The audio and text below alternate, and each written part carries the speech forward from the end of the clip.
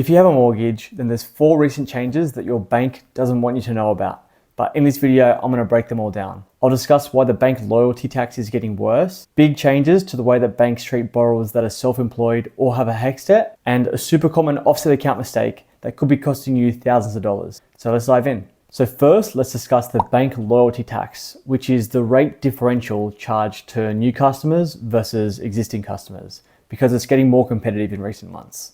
So like most businesses, banks offer very sweet deals to new customers, but they're very complacent with their existing customer base. And the longer you stay with them, the worse they're going to treat you. But it's not just the headline rates that they're competitive on. They also offer discounts that they don't publicly advertise, and you have to specifically ask. So the way it works is almost every time a mortgage broker writes a new loan, they'll make what's called a pricing request, which is just where you ask for a discount. And with some lenders, this is just an online form where you fill in the client's loan size, LVR, and other details, and it just gives you an automated discount. And with others, you actually have to go to their pricing team and negotiate the deal. Either way, banks have become very competitive when it comes to these pricing discounts for new customers. Like there's one major bank that's offering 5.5% standard variable rates, and that's way less than they're advertising it online. And that same bank has a refinance cashback of $1,500. So this is all just to say that bank competition for new customers is very high right now. So just email your mortgage broker and ask them if you're still on a competitive rate. Or if you don't have a broker, email me and I'll be happy to check it for you.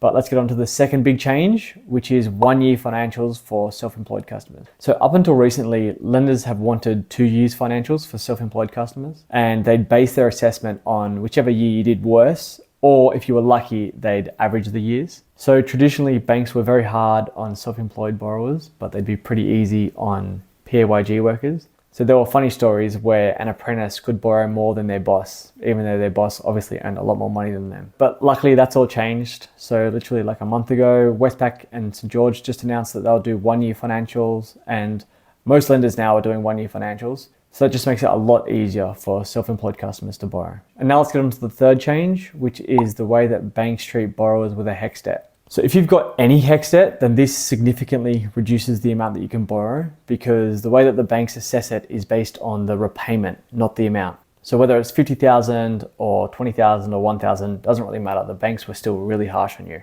But earlier this year, Jim Chalmers told the regulators to lay off, so banks are now starting to ease their requirements when it comes to HECs debt. NAB just announced that they'll disregard any HECs debt under $20,000, and this is literally rolling out this week. And it's going to have a big impact on how much you can borrow. So to show you exactly how much, let me share my screen. Okay, so this is my servicing calculator. So let's say there's a guy called Bob, no dependents, lives in Marrickville. I'll restrict this just to NAB because they're the ones that release the policy. So he earns $100,000, and let's say he has a HECs debt of $20,000. That would mean that he can borrow just under $500,000. And as I was saying, it doesn't really matter how much the HECs debt is, it's about the repayment. So even if it's just $1,000, still the same amount, just under $500,000. But the good news is that NAB won't be considering HECs debt under 20 grand, so we can just ignore that. And then let's see what happens to the servicing calc now. So there you go. Now we can borrow just under $560,000. So an extra $60,000 in borrowing capacity, which could mean the difference between a suburb that he loves and a suburb that he hates. And let's say he had a wife, Cindy. She earns $100,000 too.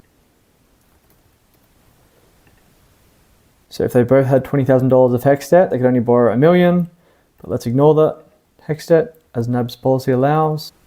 Now they can borrow an extra $116,000. So obviously this is a very welcome change from NAB, and CBA have also softened their HECs policy too, and I think other lenders are going to follow suit. But it just means that people with HECs debt have more optionality now. So now let's get on to the fourth change, and I'm cheating because this isn't actually a change, but it's just such a common mistake, and the banks love it when you make it. And it's when you keep your money in a savings account rather than your offset account. So let's say you have $10,000 in savings. If you put that money in your savings account, then you're probably earning around 3% a year on average, and you pay tax on that interest.